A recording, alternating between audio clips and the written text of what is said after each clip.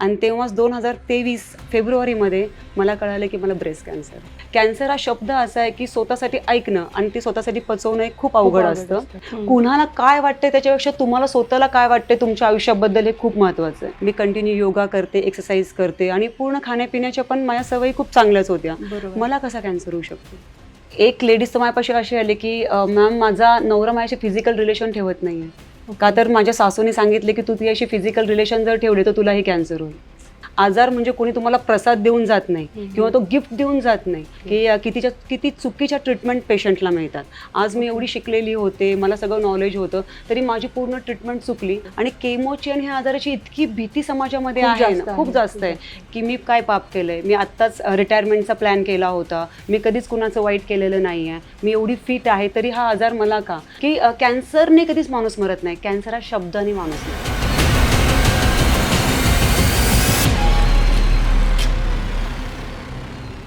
नमस्ते, मी Priyanka Sarwar. New इरा publishing हाऊसच्या YouTube चॅनलमध्ये मी आपलं स्वागत करत आहे.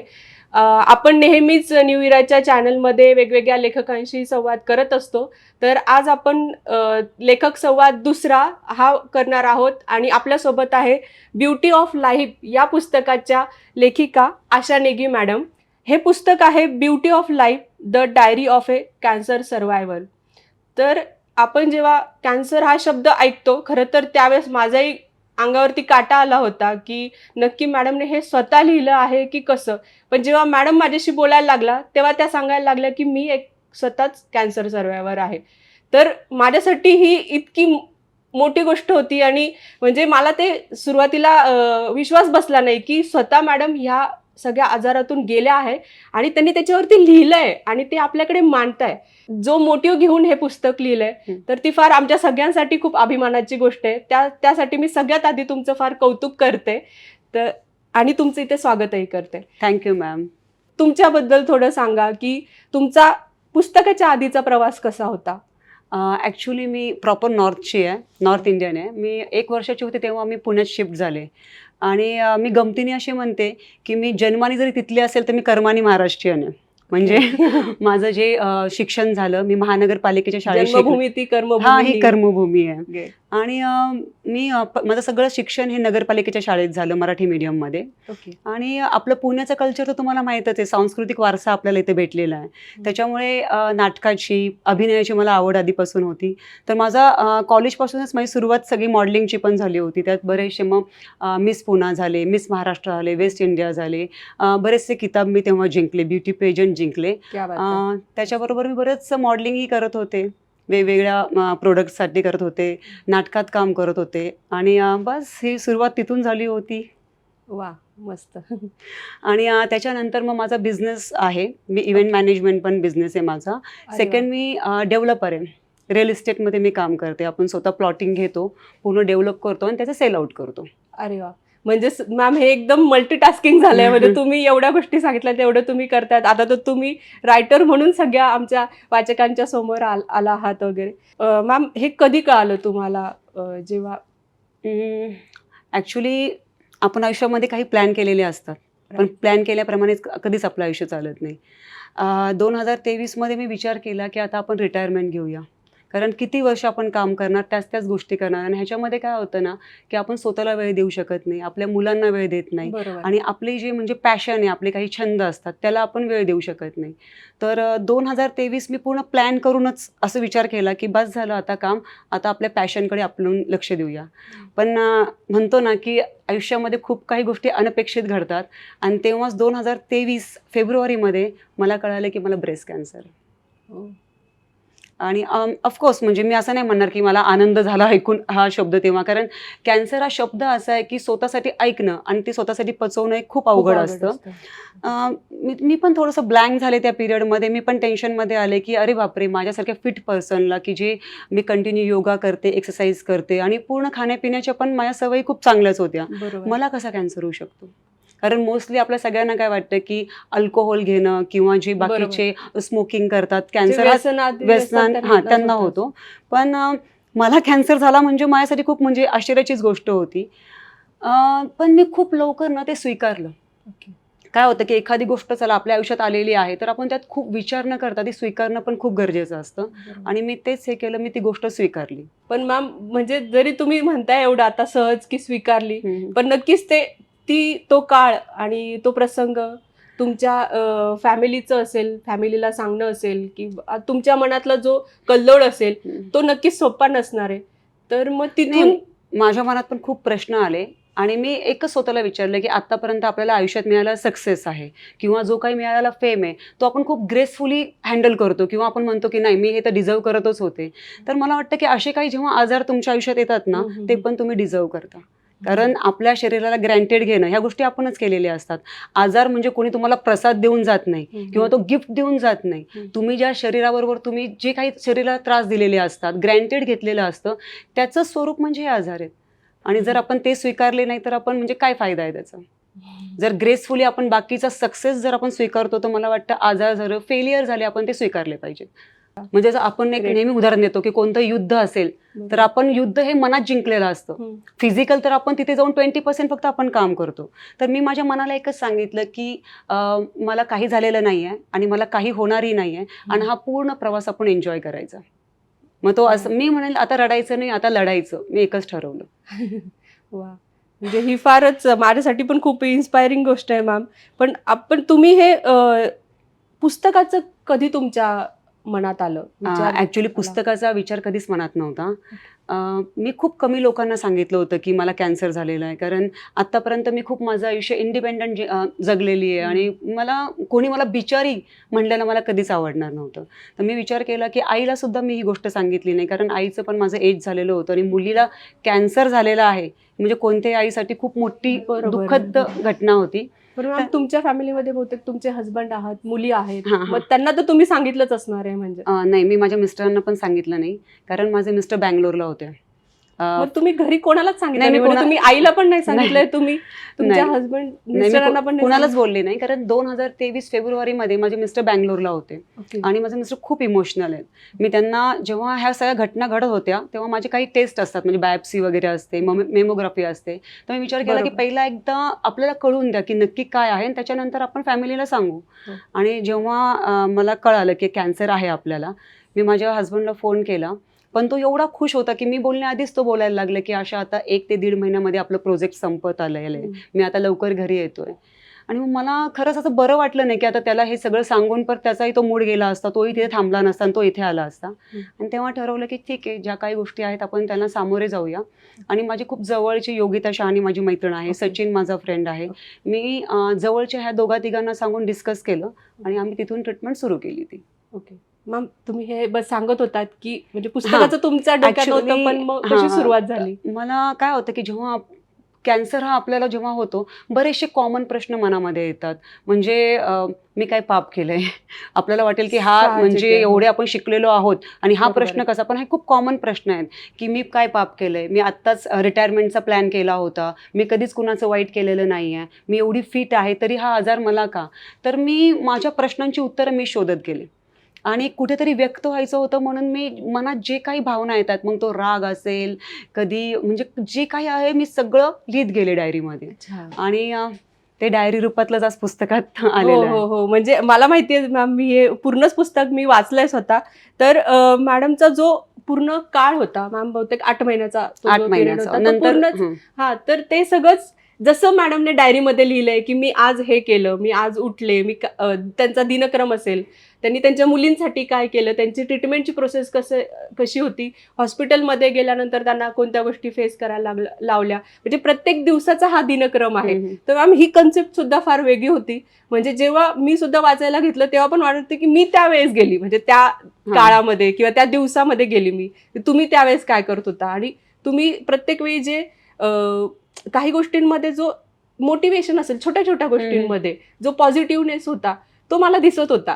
म्हणजे हे कुठून येत होतं मग तुमच्यामध्ये? म्हणजे आता मुलींची काही गोष्टी करताय तुम्ही, मुलींसाठी डब्बा करणं पण असेल त्याच्यात पण तुम्हाला आनंद वाटत होता. म्हणजे तुम्ही वर्क बॅलन्स लाईफ जी म्हणतोय आपण रेग्युलरची, तर ती पण तुम्ही हँडल करत होता आणि प्लस तुमच्या स्वतःकडे लक्ष देणं. प्रियंकाजी जसं मी म्हणते ना की मी विचार केला होता की ही जर्नी आपण पूर्ण एन्जॉय करायची. हम्म. मग ते काही असेल, प्रॉब्लेम जेव्हा तुमच्या आयुष्यात येतात ते सोल्युशन घेऊन येतात. असं कोणतीच अडचण नाही आहे की त्याचं सॉल्व्ह होत नाहीत त्या. आणि शेवटी मी एकच विचार केला की प्रॉब्लेम इज प्रोग्रेस.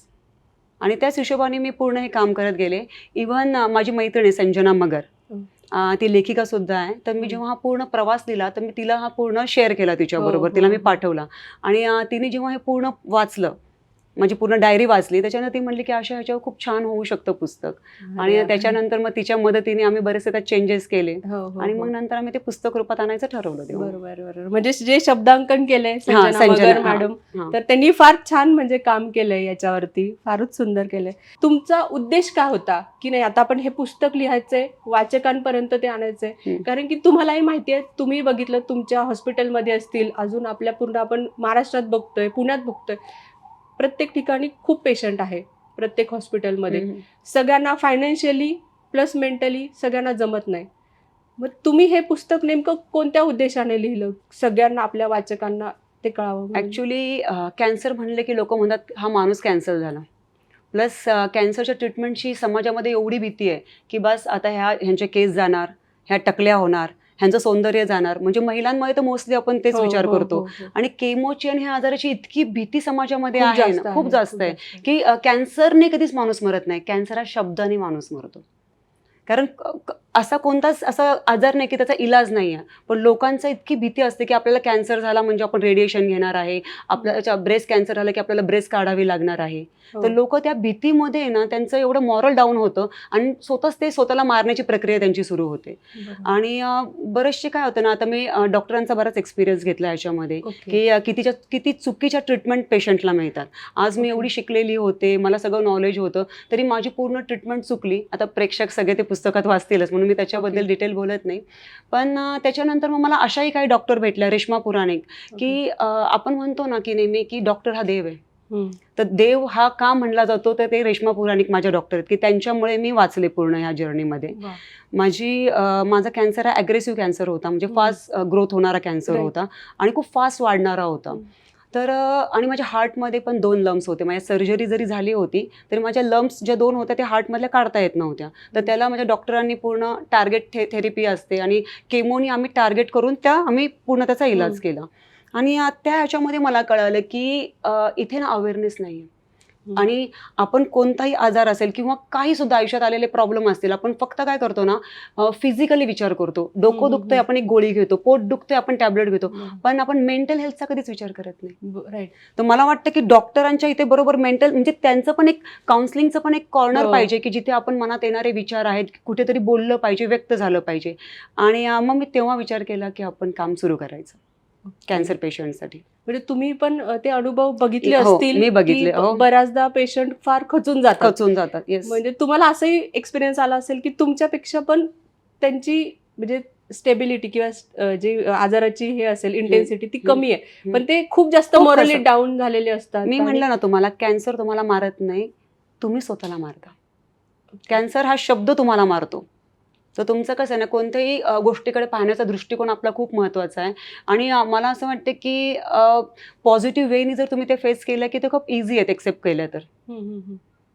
आणि मॅम आता मला असं विचारायचं आहे की तुम्ही स्वतः एक महिला आहात, तुम्हाला 2 छानच क्यूट मुली आहे एकदम, मी बघितलंय. म्हणजे नुकताच मॅडमच्या पुस्तकाचा प्रकाशन सोहळा झाला आहे, त्याचे व्हिडिओज पण आपण लवकरच अपलोड करणार आहोत आपल्या यूट्यूब चॅनलला, तर सगळ्यांनी ते नक्की आवर्जून बघा.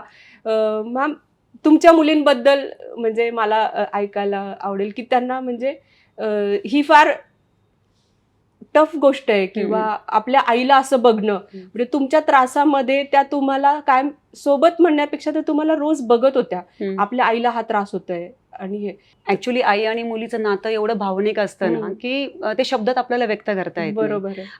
अच्छा, असंही काही नव्हतं की मी माझ्या पूर्ण कॅन्सर जर्नीमध्ये मी खूप स्ट्रॉंग होते. कुठेतरी असे क्षण पण आले की जिथे मी वीक पडले, तिथे माझ्या मुलांनी मला सपोर्ट केला. मला एक प्रसंग शेअर करावा असं वाटतो.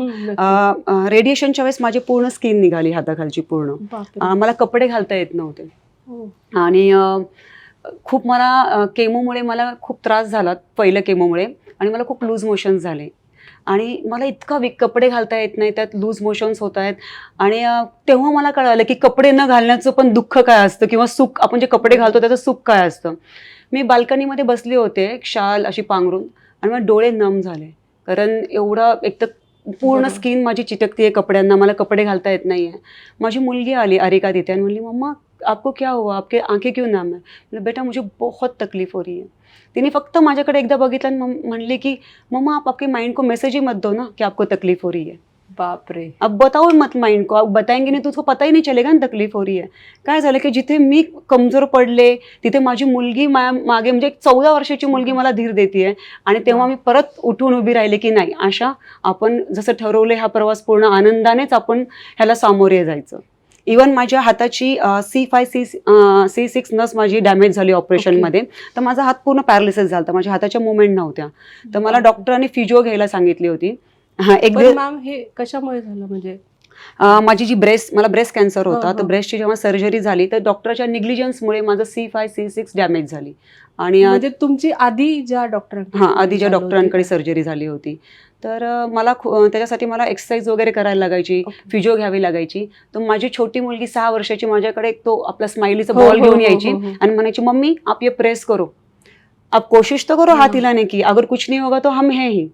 म्हणजे काय होतं ना, जिथे आपल्याला असं वाटतं की खूप मोठा प्रॉब्लेम आहे, तिथे मुलं त्यांच्या बोलण्याने तो खूप छोटा करून टाकतात. ही फारच म्हणजे फार मोठी गोष्ट आहे की तुमच्या मुली एवढ्या स्ट्रॉंग राहिल्या तुमच्या प्रवासामध्ये. आणि तुमच्या मिस्टरांबद्दल तुम्ही काय सांगाल? ऑफकोर्स नंतर त्याला कळालं की तो खूप टेन्शनमध्ये झाला होता. माझी कॅन्सरची सर्जरी झाली, माझे रेडिएशन स्टार्ट झाल्यावर मी त्याला सांगितलं. त्यासाठी खूपच शॉकिंग होतं. त्याचं एकच होतं की तुला का, मला का नाही. मी त्याला एकच म्हणलं की गिरीश, बहुतेक हे मी सहन करू शकले असते म्हणून देवाने मला दिलंय, आणि तू सहन करू शकला नसतास.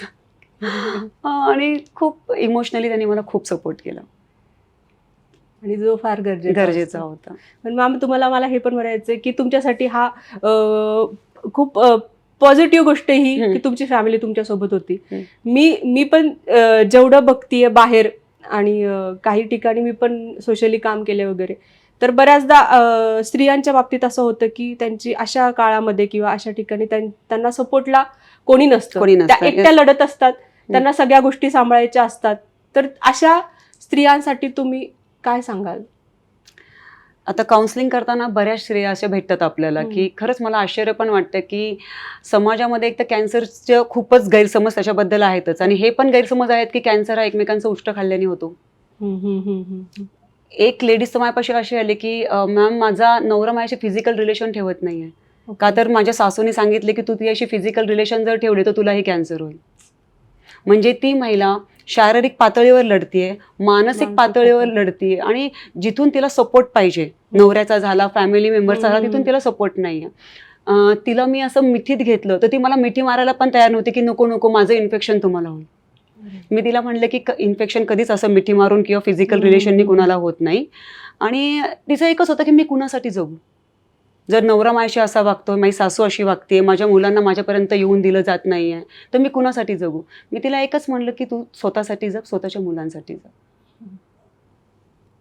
आणि कसं आहे, शेवटी आपण स्वतःवर प्रेम करणं खूप गरजेचं आहे. कुणाला काय वाटतंय त्याच्यापेक्षा तुम्हाला स्वतःला काय वाटतंय तुमच्या आयुष्याबद्दल हे खूप महत्वाचं आहे.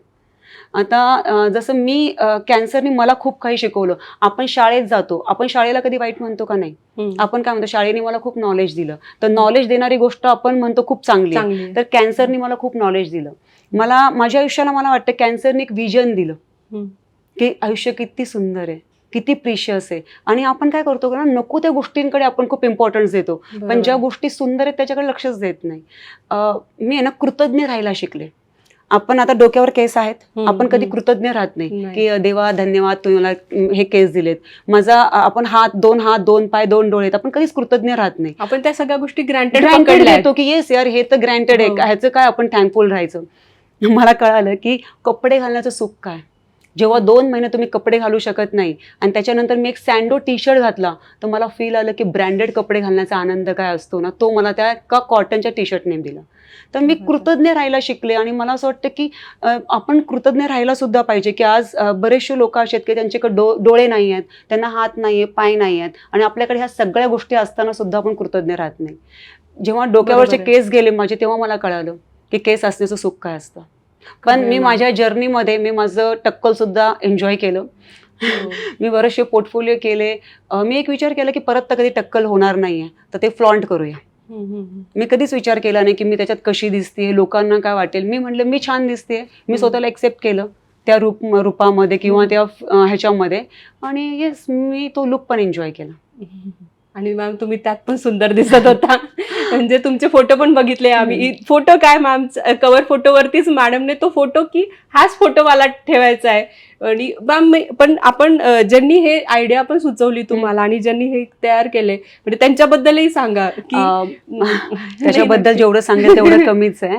हा माझा मित्र आहे देवदत्त कशाळीकर, हे खूप मोठे फोटोग्राफर आहेत ओके. आणि ही पूर्ण संकल्पना त्यांची होती. फारच सुंदर आहे मॅम. खूप म्हणजे इव्हन कलर कॉम्बिनेशन झालं आणि पूर्ण ह्याचे वर्डिंग म्हणजे ब्युटी ऑफ लाईफचं वर्डिंग कसं असेल, हे सगळी संकल्पना त्यांची होती. आणि त्यांना ऍक्च्युली आमचं आधीच ठरलं होतं की मी जसा कॅन्सरचा प्रवास पूर्ण एन्जॉय केलेला आहे तसं आपलं पुस्तकाचं जे फ्रंट पेज आहे, मुखपृष्ठ आहे, ते पण पॉझिटिव्ह दिसलं पाहिजे. आणि त्यांनी खूप म्हणजे विचार करून हे केलं आणि आनंद होतो की सगळ्यांना मुखपृष्ठ खूप आवडतंय. नाही खूप जास्त आवडते मॅम ते. म्हणजे फक्त असं नाही की कव्हर फोटो आलाय पुस्तकाचा आणि आपण बघतो असं नाहीये. ते बघितल्यानंतर पण ती जर्नी तुमची हायलाईट होतीये. म्हणजे ह्या फोटो पासून ह्या फोटो पर्यंत असेल ती जर्नी, किंवा म्हणजे तो जो प्रवास आहे ना तो कोणी वाचक सुद्धा विचार करेल की नक्की काय ह्या फोटो मागचं काय. आम्ही जर्नी मधलाही जो फोटो घेतलाय, जो आम्ही टेअर केलेला आहे, त्याच्यामध्ये पण मी दुःखी नाहीये, म्हणजे त्याच्यात पण मी हसते असते. तर आम्हाला तेच दोघी फोटो मध्ये हसताच आहे. तर आम्हाला ते पण दाखवायचं होतं की आठवणी ह्या क्षणभंगूर आहेत, त्या कधी ना कधी आपण म्हणजे नाही का पुसल्या जातात मनातून. तर आम्ही जस्ट एक तो असा कट केला आणि त्यातून म्हणजे आत्ताचा प्रेझेंट माझा जो फोटो आहे चेहरा त्यात आम्ही तो दाखवला. क्या बात आहे. तुम्हाला अजून एक विचारायचं की जसं तुम्ही अवेअरनेस बद्दल बोलला, तर आता सध्या म्हणजे पुस्तक तर आलंय, आपण प्रयत्न करणारच आहोत. न्यू इरा टीम त्याच्यासाठी आणि न्यू इरा पब्लिशिंग हाऊस कायम त्याच्यासाठी सक्रियच राहणार आहे. आपण सगळीकडे हे पुस्तक नक्कीच पोहोचवणार, पूर्ण महाराष्ट्रामध्ये पोहोचवणार सगळी.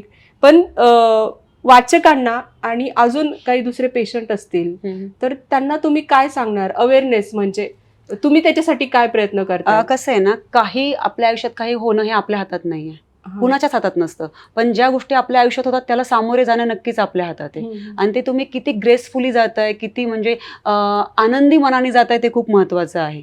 आणि फिट राहा, कारण काय आत्ताचं आपलं लाईफस्टाईल खूप म्हणजे तुम्हाला माहितच आहे, आपण बाहेर जे खाणं आहे आपलं केमिकल्स वगैरे सगळं आहे, तर ते आपण अवॉइड करू शकत नाही.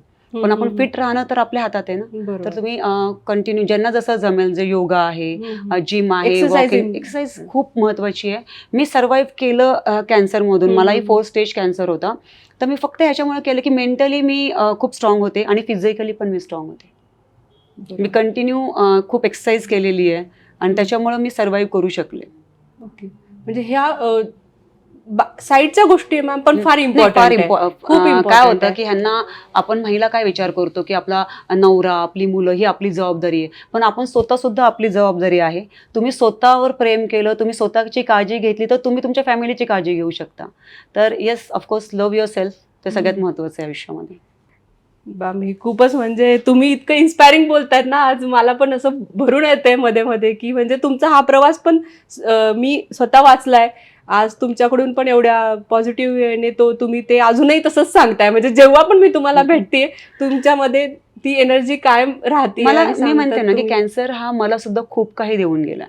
मला एक विजन दिलेलं आहे, मला एक कळालं, म्हणजे ज्या गोष्टी शिकवतात ना त्या खूप छान असतात आणि आपण शिकतच असतो ना आयुष्यभर. बरोबर. आणि आज मला असं वाटतं की जिथे खरंच कमतरता होती, आता कसं होतं की हायर क्लासमध्ये आपण जिथे जातो तिथे अवेअरनेस कॅन्सर बद्दल आहे, पण लोअर मिडल क्लास आहे, रुरल एरिया, तिथे कॅन्सरचा अवेअरनेस नाहीये. मुळात मला तेच विचारायचं होतं तुम्हाला की ग्रामीण भागामध्ये की ग्रामीण भागामध्ये कॅन्सर झाला म्हणजे माणूस संपलाच आहे, आता काही नाही बाबा, तुझं गेलं, तुझं संपलंय आयुष्य. म्हणजे तिथेच ते समोरची व्यक्ती पण त्यांना म्हणजे मानसिक खच्चीकरण एवढं होतं. म्हणजे मी असं ऐकलं की कॅन्सर पेशंट आणि जे डिप्रेशन मध्ये जातात पेशंट, तर त्यांचं पण प्रमाण फार असतं. म्हणजे त्यांना फिजिकली तर ह्या आजारासाठी फिट राहायचं असतं, त्यांना फाईट करायचं असतं, पण ते डिप्रेस पण होतात मेंटली.